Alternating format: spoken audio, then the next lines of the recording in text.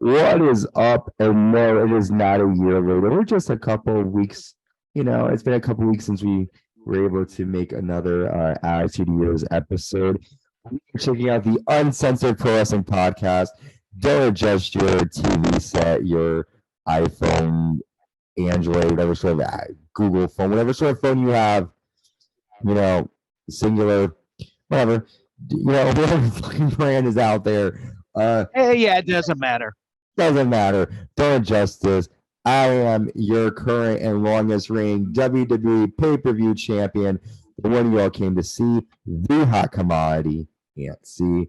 And I'm excited to defend my title this Saturday and Sunday at WrestleMania. We're going to kill it. And I'm joining my friend. Yeah, we are. We're going to kill him, man. And my friend over there is continually killing every single thing that he touches. He's like Midas, it turns to gold. Introduce yourself, sir. Tyler Peters, and it's always great to join you in and relive the Attitude Years, this era. It's just a fun, amazing ride. And hey, it's been too long. I can't wait to jump right back into where we left off. Mm-hmm. And speaking of where we left off, let's see. Okay, sorry. We left off last night on Fully Loaded in Your House. We have new WWF Tag Team Champions, The Undertaker, and current WWF champion Stone Cold Steve Austin. They win the titles after Undertaker tombstones Kane. After the match, Undertaker leads both title belts. And to kick off Raw Live July 27th, 1998 in Anaheim, California, The Undertaker comes out with both tag team titles. Undertaker says, I tombstoned my brother into hell last night, and now Stone Cold Steve Austin and I are tag team champions. We will never be partners unless Stone Cold Steve Austin apologizes to me. I demand an apology from Stone Cold. Well, Vince McMahon and the Stooges walk out, and Vince says, you're demanding an apology? Since you tombstone Kane, that proves you and Kane were conspiring together. Not in my book. You did exactly what I would have done to prove there is no conspiracy. It took 3 tombstones at WrestleMania. I'm not buying your story. If anyone deserves an apology, it's me. You put your hands on me last week. You and Stone Cold Steve Austin will defend those tag titles tonight against the New Age Outlaws. I'm not leaving until you apologize to me. Well, WWF champion Stone Cold Steve Austin walks out. Vince and the Stooges leave right away, and Stone Cold says, are we champions? Hell yeah. I'm going to defend my belt, which you got on your grubby hand. You want an apology? Stone Cold gives him the apology that Stone Cold can give anybody, the middle finger. So Vince doesn't believe this theory that Undertaker and Kane are in cahoots. He's proving a point. The 3 tombstones to beat him. I would have done the same thing, he says. What do you think? I mean, we know, looking back, we know the history here, but watching it, do you believe that Undertaker is working with his brother? It does make you think. Vince McMahon keeping that conspiracy discussion going, I thought was brilliant. Not buying Taker's explanation, and that Vince demands the apology because his neck got injured, supposedly. It's all in kayfabe, right? And Stone Cold, you got to love the banter, man. The interaction between he and Taker McMahon. We still got Kane and Mankind getting involved in, and we're going to find that out later. I don't want to give too much away. It ties in, actually. But I just love this era of pro wrestling. You can call it sports entertainment, whatever your guilty pleasure is. And it's just a fun time. It's a wild ride because it's the spontaneity, the unexpected, the unknown, the mystery, all those words. And I love how they recapped Fully Loaded by using revelation, annihilation, all these big words to describe that pay-per-view. Yeah, and it's detailing what we're witnessing on the night after. So it's incredible. Yeah, listen, it was a great opening promo to represent what happened last night. They really make you feel like you're watching like fucking God versus the devil. And meanwhile, speaking of God versus the devil, I'm getting a phone call, so I'm sorry about that. Everything is good. No, it must be Vince McMahon. It is. Vince is mad because I said the devil, or maybe it's Edge. He's speaking about becoming a devil to face a Oh demon. yeah, yeah, Edge and Finn Balor. That's right. Hell in a Cell. That could be. Maybe it's Edge. But yes, this was such a fun time. I agree with you. And just like, like it was like a college party every week. You feel like you're a part of the fun.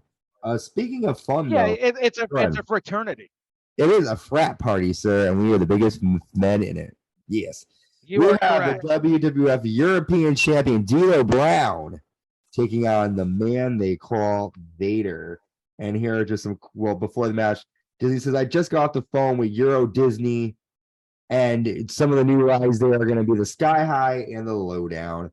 And everything is fun with them. Let me go over the match though. Vader nails a clothesline and he sits on D'Lo Brown chest, but he sits on D'Lo, but the chest protector helps him.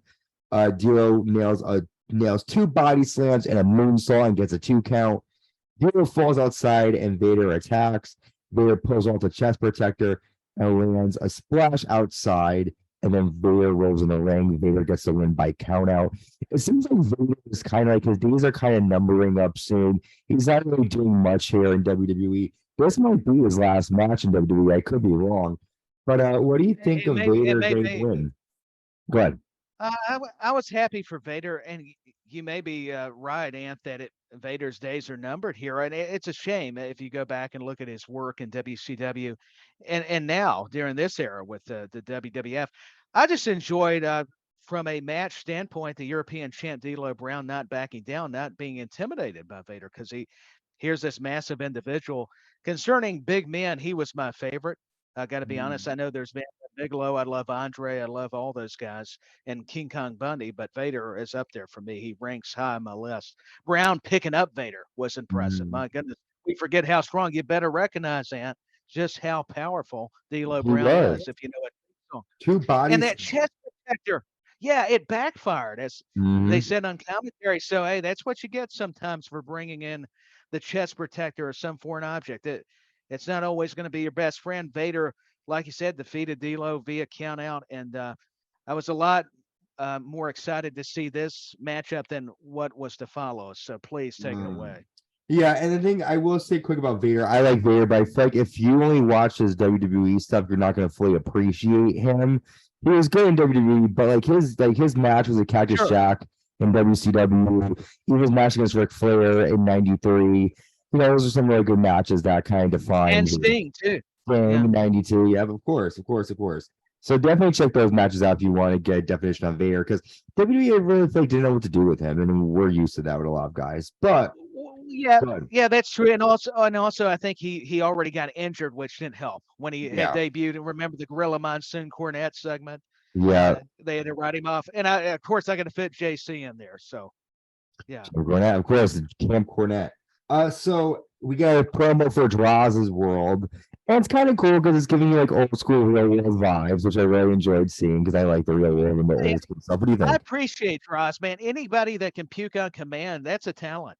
I mean, in Draz's World, I mean, it's not the real world, by goodness, it's Draz's World. It's Draz. I think the concept was very interesting. It was definitely bizarre, but it kept everybody engaged. And what can I say? I was watching. I couldn't take my eyes off of it. It was cool. Just the camera cuts is very cool to see. So good promo for Draz. Our next match, we get the Brawl for All, and this is the more famous one. Bart Gunn knocks out Dr. Death Steve Williams. Jim Ross is quiet. What's funny is I'm kind of ahead of you, Tyler, in the Attitude Years, and Jim Ross just comes back after having the oh gosh, what was it that he had? Oh gosh, what happened to cerebral palsy? Yes. Cerebral palsy. Yeah, our Bell's palsy. My bad. Yeah, Bell's gone. I mean, it was a whole. So it's fun to see the origin. But even though we don't care about Brawl for All, what do you think about Steve Williams getting knocked out? I mean, that was Jim Ross's boy. Yeah, it was JR's boy, and he legitimately tough was Dr. Death Steve Williams. If you go back to the territories Mid-South, and he comes in and Bart Gunn just nails him. He connected. You could tell that was real. That wasn't some kind of work or something. I mean, he decked him, and that in itself was fascinating, because not that Bart Gunn went tough, but we're talking about Dr. Death Steve Williams, and it made Brawl for All a little bit more intriguing. I got to say, as critical as we've been about the whole I did generally. This was took me off guard and surprised. I don't think I've watched all the Brawl for All contests, so to see Williams just hit the mat, I mean, you could tell. Hey, He Bart got Gunn. rocked. Unfortunately, he would meet Butterbean later. With all due respect to Bart, Well, and that just showcased what WWE's Brawl for All versus actual boxing does. Um, Well, it's true. so Owen Hart comes out, and Owen says, "Last night I proved I am truly the most dangerous man here in WWF. I am not a nugget. If there is anyone who has the guts, I dare you to come down here." Well, Jason Sensation comes out dressed in no caution tape, making fun of him, and Jason says, "Enough is enough. You think you can slap me around? It's time you stand nose to nose. We are going to be miles apart, though. You're nothing but a little nugget." Owen walks up the ramp, and as he does, Dan Severn walks out and he points to the ring, telling Owen we're going to have a match. We'll talk about the match and we'll talk about the promo before. So Owen takes on Dan Severn. Owen attacks Dan and chokes him with his tie. He applies a sharpshooter, but then Ken Shamrock attacks Owen Hart and applies a choke. But then Dan Severn chokes Ken Shamrock. So Jason Sensation's funny. What do you think about Dan Severn? Is he turning on Ken? I know the two of them have a rivalry in the past with UFC. But he's kind of They did. It's weird. Yeah, it's like he's you can't tell whether he's going to be the heel or the baby face. And Steve Blackman got involved. Yeah, Jason Sensation does a perfect Owen. It was almost like seeing Owen's twin, other than he didn't look like him, other than having the nose. But Yeah. Owen Hart was saying enough is enough related to Brawl for All, by goodness. And Enough is we've enough. had enough of. Yeah, but I appreciate my affection for the Hart family. Owen, Brett, Stu is knows no bounds. So anytime we got Owen Hart, and how dare those people? They're how ungrateful to call this man a nugget. We're talking about the Owen Hart, for crying out loud. That's all you need to know. But yeah, Severn, Shamrock, that rivalry. I think it was a playoff. You said it. You brought up a great point off their UFC history, and to see all the official security. I like that when there's a pull apart. It does add some realism to it, and that's why we need more of those kind of elements into a storyline. Don't want to overdo it, but when it causes for it, when there's a legitimate beef, you got to have it where it seems it's dangerous. 100%. I feel like Owen has more to come and more to do. But the summer for Owen was good, but it wasn't really the best of his stuff. Speaking of the summer, we get the premiere of Sunday Night Heat this Sunday. That's exciting. The first time Sunday Night Heat. It is exciting, and I think the temperature's rising because it's going to be hot. It's Sunday Night Heat, and I do finally remember that program. I mean, Ant, that was a great piece of business, Sunday Night Heat. Mm-hmm. Well, at first it was looked at as kind of like the B show, like SmackDown, and I didn't realize it. But yeah, Sunday Night Heat's just exciting. Sunday Night Heat will last for years. I think it ended in like what? It was. Oh, really? I think it ended. It was ahead of its time for what it was able to accomplish, and yeah, I'm with you. Not much to add there. Sunday Night Heat was interesting. Interesting, yes, sir. Interesting too. Ken Shamrock's attacking people backstage. He's snapping. He's pissed. Typical Shamrock. Yeah, he's mad. I mean, what can you expect from Shamrock? Michael Cole better watch out. I think there's a promo later where you don't ask the man too many questions. I mean, Ken Shamrock, he's lucky didn't break him in half. Listen, what I gotta say about this situation is that Ken Shamrock is like a little kid in school, like having a fit, not happy. But I understand. He's pissed. Next, we have someone else. We have another match. The DOA with Paul Ellering taking out Farouk and Scorpio. Bradshaw's on commentary. You saw Bradshaw attack his former partner, Terry Funk, last night at Fully Loaded. Here are some notes here. DOA attacked Farouk outside. Scorpio flies onto them. DOA slams Scorpio hard to the mat, and Scorpio nails a spinning kick. Bradshaw attacks the DOA, nails a big boot to Scorpio. Farouk and Bradshaw brawl, and all the wrestlers fight. Kind of pointless match, but a way to remind everybody about Bradshaw being a heel. What'd you think? I like Bradshaw's work. I think he's better as the heel. He's got that attitude. He's a big, rough, and tough guy anyways, and I like it. Him and Farouk, like we mentioned before, pre-APA, when they became partners and real life friends, by the way. And to see, JBL just attack everybody, I think it was exciting. It's the kind of ingredient you need in your program. And to Mhm. see DOA, this is one of the better matches I've seen those guys Yeah, have. I mean, and nothing 100%. against I think they're called the Harris twins in Mhm. Impact later on, and had some other gimmick back before the Attitude Era. But Scorpio can fly. He's always innovative, and JBL get mad at Lawler on commentary. I'm tired of the Mhm. funny business. I'm paraphrasing. That was Bradshaw's something I pissed. didn't expect. Yeah, Listen, not even the King safe. the Bradshaw is making a big name for himself around this time, and shortly after is when he starts to kind of come up a bit with the Acolytes. But And he deserves it too. yeah, he was great on the mic, and he is a certifiable. Like, he looks like a tough guy, so I wouldn't mess with Bradshaw. Yeah, I believe he could back himself up. There's actually a clip, Ant, you need to go check out where the fan was getting drunk and thought he was going to be a tough guy against Bradshaw, and he Oh gets no, decked, which yeah, which was deserving if was you that? I have think I might have back. seen that. Wasn't that like an episode of Raw or Uh-huh. something? I think I might have It seen was, that happen. Okay, and hey, I'll tell look it you, up. you got to be careful because those guys can really. It may be scripted, but they will beat They the will. living Yeah, tar out of you, and that's a nice way of putting it. Yeah. living tar. Well, speaking of living tars, we have the WWF Intercontinental title match in a triple threat. The champion The Rock defending against the Game Triple H and X-Pac with China. Before the match, DX attacked The Rock. Here are some notes. X-Pac nails a spinning heel kick and gets a 2. Rock tosses X-Pac into Triple H off the apron to the announce table. Rock nails a people's elbow to X-Pac and gets a 2. Triple H punches X-Pac. X-Pac punches Triple H back. They brawl, and The Rock just says, "Fuck this," walks off with the title, and the match ends in a no contest. Kind of silly to see, this happen, why? But, The To Rock. get that kind of finish, yeah. We've got all three of those guys, but I'm with you. I love the match. Eventually, the two DX members with X-Pac and Hunter Hearst Helmsley, Triple H, we're going to have to turn on each other. How long could they go with just double teaming The Rock? This was for the Intercontinental title. I was wondering how the story was going to go regarding that matchup. So yeah, The Rock, I don't blame you. I didn't get the ending result, but I see why. He's like, you two are just going to fight. I'll walk out with the belt. Then the way they had to explain it, though, left everybody confused, including me. But then I had to think of the logic, and I'm still puzzled.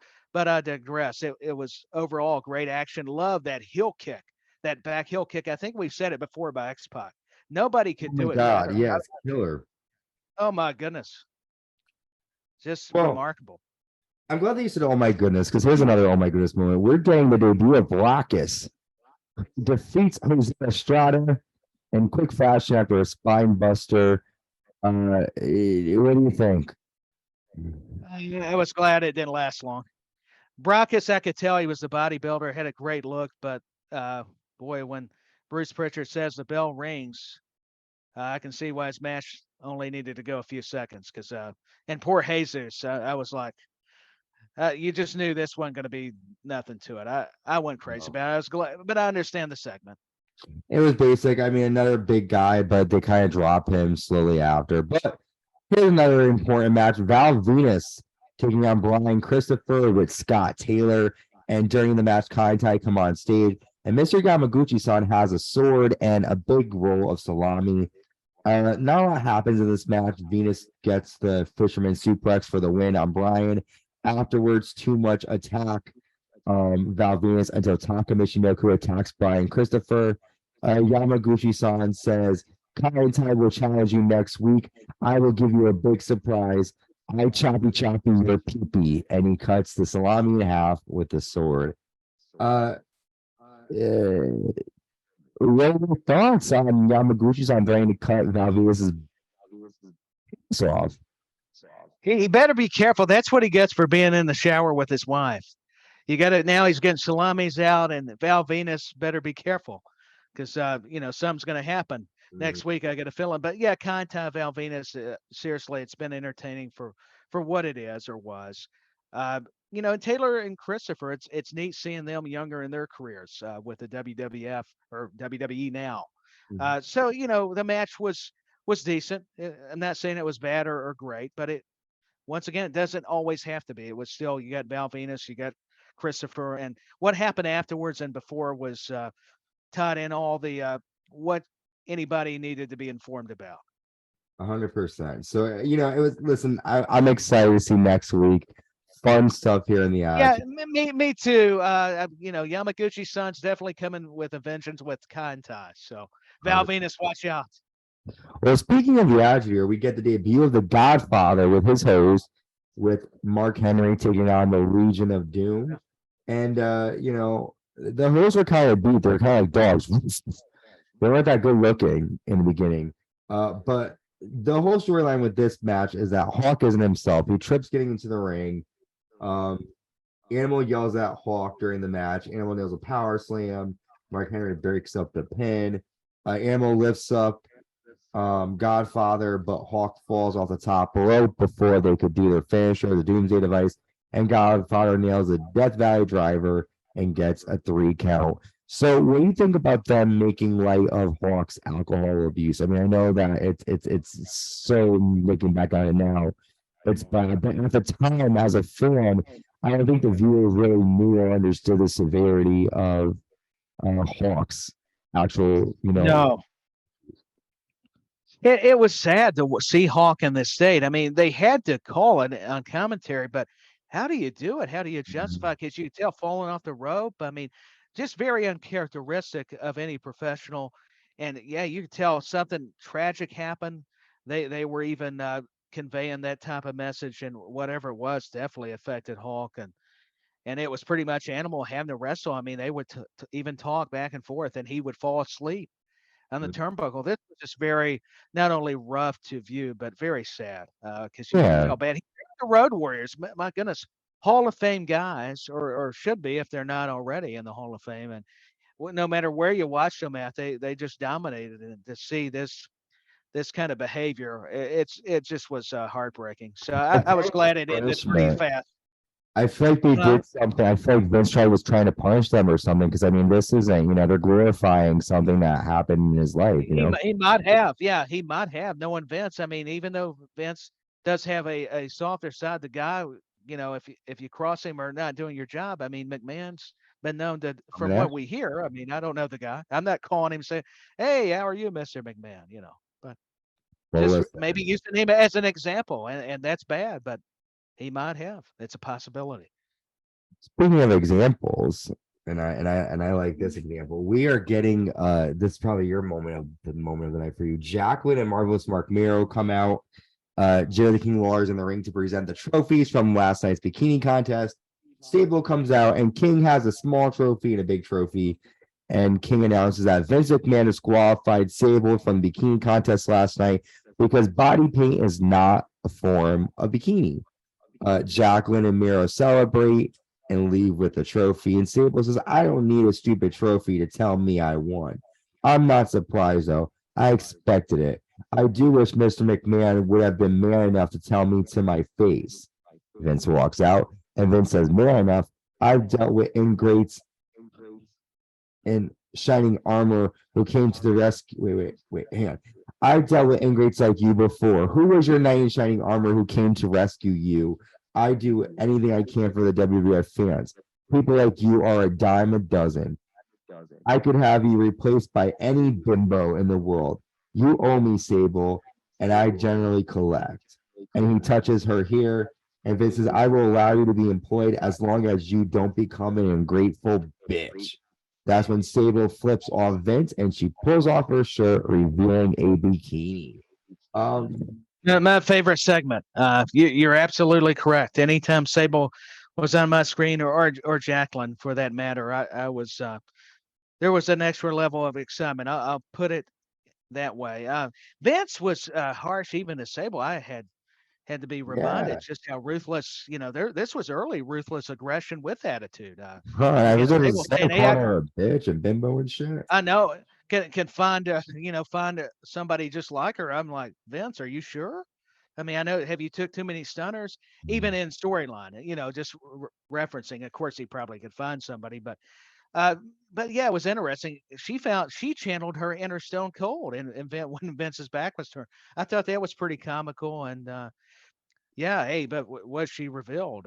Hey, I got to be honest here. I'm not trying to sound whatever, but I'm not going to say I wasn't looking. Listen, in my opinion, God forgive me, Jacqueline's pretty, but Sable fucking drops the bomb. With respect to Jacqueline, you're right. Sable, especially during this era and any time, and also with respect to, Brock Lesnar, for crying out loud, she's a bombshell.